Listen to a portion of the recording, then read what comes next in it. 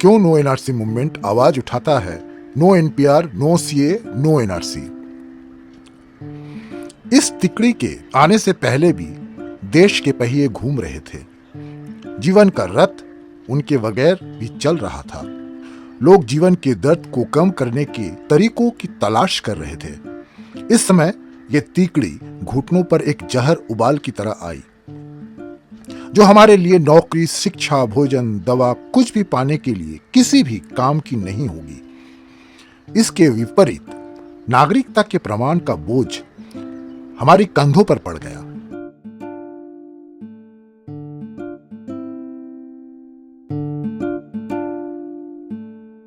आप क्रोनोलॉजी समझ लीजिए। पहले सीए भी आने जा रहा है, सीए भी आने के बाद एनआरसी आएगा, और एनआरसी सिर्फ बंगाल के लिए नहीं आएगा, पूरे देश के लिए आएगा। देशवासियों ने नागरिकता कानून में संशोधन की मांग नहीं की, लेकिन 1985, 86, 2003, 2019 के इस कानून में एक के बाद एक संशोधन हम पर थोपे गए। 1955 की नागरिकता अधिनियम में क्या कहा गया था और वे हमारे सामने क्या संशोधन लाए थे, इसे क्यों लाए और इसका परिणाम क्या होगा? संक्षेप में, वे सभी जो 19 जुलाई 1948 से पहले इस खंडित भारत के निवासी थे, उन्हें नागरिक माना गया। जिनके माता पिता या दादा दादी अविभाजित ब्रिटिश भारत में रहते थे, वे भी इस खंडित भारत के नागरिक माने जाएंगे। खंडित भारत के सीमाओं में जो बच्चे जन्म लेंगे, वो भी यहाँ के नागरिकता का स्वीकृति पाएंगे। जिन्होंने देश विभाजन के समय पाकिस्तान चले गए, वे वापस आने पर या पाकिस्तान से कोई यहां आकर 6 महीने देख लेने के बाद यदि वह यहां रह जाना चाहे तो यहां के नागरिक मान्य होंगे। यही हमारी नागरिकता के बारे में कही गई बातें थी। संविधान और कानून की भाषा कभी इतनी सरल नहीं रही है। यहां भी मूल अंतर्वस्तु यही था। देश विभाजन से लाखों पीड़ितों ने अपने घरों को छोड़कर आने पर भी शरणार्थी शब्द सबके जुबान पर घूमते हुए भी कभी संविधान या कानून या किसी आधिकारिक दस्तावेज में नहीं लिखा गया। हालांकि वे पहले से सोचकर एक स्पष्ट और सरल समाधान के साथ नहीं आ सकते थे कि देश कितने प्रकार के जानवरों में गिर सकता है और 50-100 साल बाद भी लोगों को किन समस्याओं को सामना करना पड़ सकता है। उन्होंने खुद अपना डंका बजाने में पारदर्शिता दिखलाया था। अंग्रेजों के देखरेख में उनके कानूनों को उनके नियंत्रण में संविधान के गठनों में डाला गया और सत्ता के भूखों लोगों ने देश को विभाजित करने पर भी इतना कुछ पाना भी कम नहीं था। विभिन्न स्रोतों को देखते हुए ये पाया जा सकता है कि कुछ लोगों ने कुछ मुद्दों को उठाया, लेकिन इस समस्या का कोई सरल समाधान नहीं किया जा सका। नतीजतन नागरिकता के सवाल पर अन्य सभी मुद्दों की तरह आज के तत्कालीन शासकों के हिंसक उत्तराधिकारियों ने अपने दांतों और नाखूनों को खींचकर लोगों के खून की आखिरी बूंद को चूसना शुरू कर दिया है।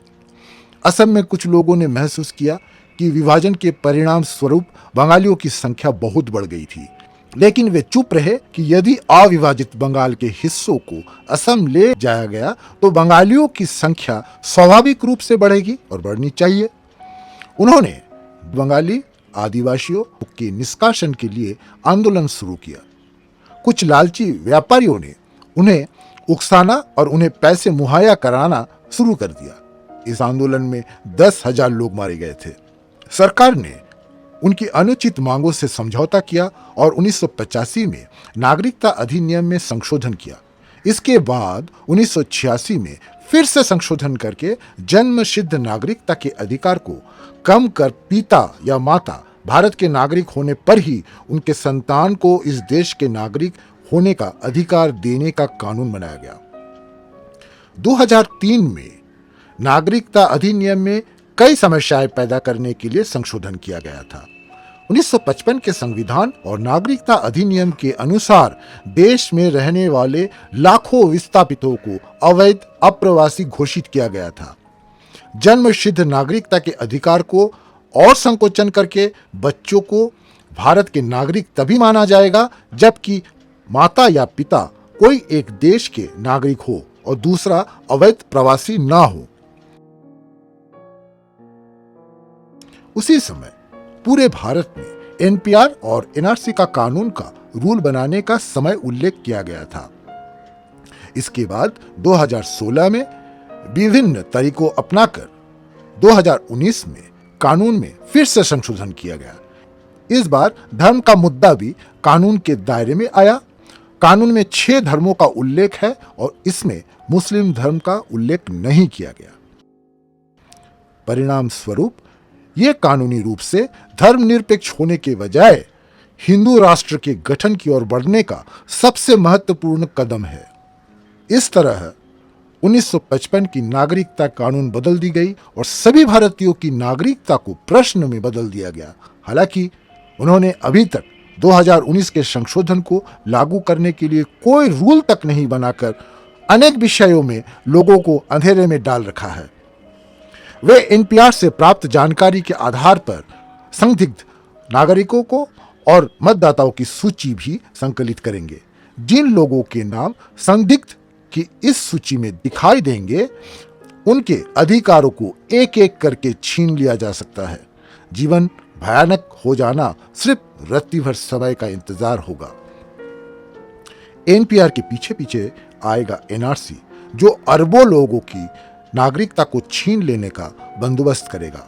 एनआरसी देशवासियों का भोजन, आवास, रोजगार, शिक्षा, चिकित्सा ये किसी काम का नहीं होगा। हालांकि इस विशाल अवैज्ञानिक गतिविधि का खर्च देश के लोगों की गाढ़ी कमाई से वहन किया जाएगा।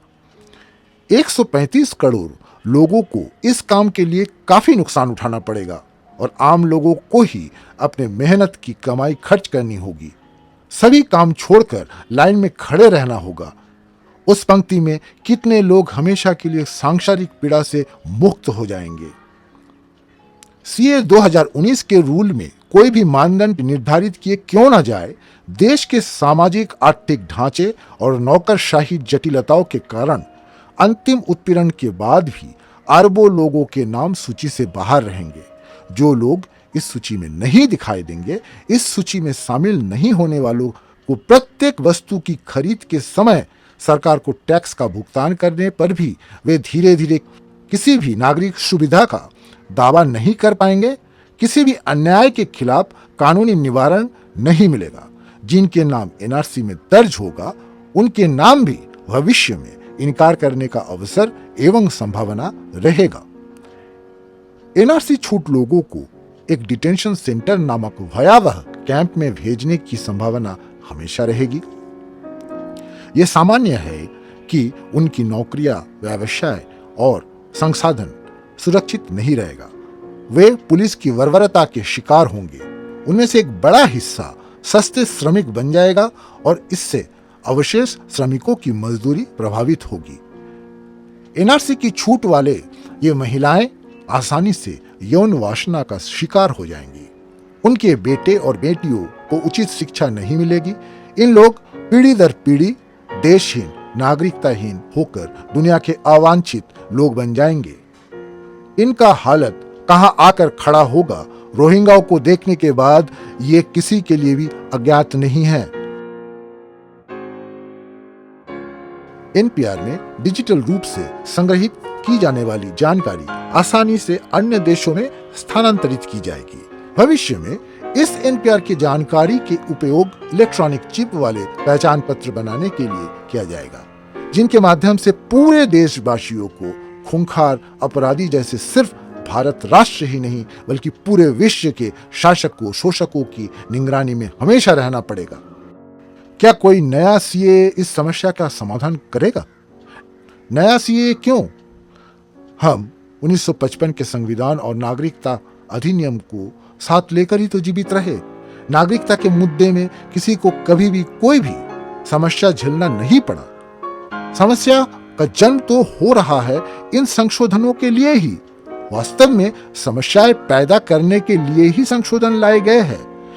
इसलिए नहर को काटकर मगरमच्छ को लाना समझदारी नहीं है। यदि सीए 2019 लागू हो जाता है तो क्या सभी मतुआ और शरणार्थियों को नागरिकता मिल जाएगी? भाजपा ने जो सबसे अच्छी बात सीखी है वो है बिना किसी हिचकिचाहट से उसी झूठ को दोहराते रहना। इस कानून में ऐसा कोई शब्द या कार्यवाही नहीं है। शरणार्थी शब्द का उल्लेख तक कोई संविधान या कानून में नहीं है। भाजपा अपने कुछ एजेंटों के माध्यम से कुछ मतुआओं को यह समझाने की कोशिश कर रही है कि वे देश के नागरिक नहीं हैं। ये एक साजिश है। ये साबित करने का कोई सवाल ही नहीं होगा अगर वे इसे खुद स्वीकार करते हैं कि वे नागरिक नहीं हैं। इसलिए यह उन्हें स्वीकार करवाने के लिए एक चतुर चाल है। इसके विपरीत यदि सरकार चाहे तो 1955 के कानून के माध्यम से आज भी किसी भी व्यक्ति के नागरिकता के बारे में संदेह को समाप्त करने के लिए वह ये लिख सकती है कि वह भारत का नागरिक है। नतीजतन मगरमच्छ आंसू जो वे मतुओं के लिए बहा रहे हैं वो सिर्फ वोटों का खेल के अलावे और कुछ नहीं है। तो उन पर पुलिस का जुल्म कैसे रुकेगा? जब तक पुलिस रहेगी कमजोरों पर जुल्म होगा। खल के धोखे में कमी नहीं होती। यही कारण है कि हम एनपीआर, एनआरसी और सीए को समाप्त करने की मांग कर रहे हैं। हम नो एनआरसी मूवमेंट शुरू से ही कहते रहे हैं कि सभी भारतीयों के पूर्वज अविभाजित भारत के मूल निवासी थे और वे इस देश के सभी सामान्य नागरिक हैं। इसलिए भाजपा के झूठे प्रचार से विचलित हुए बिना हमें एनपीआर, सीए, एनआरसी विरोधी आंदोलन तेज कर आगे ले जाने की आवश्यकता है।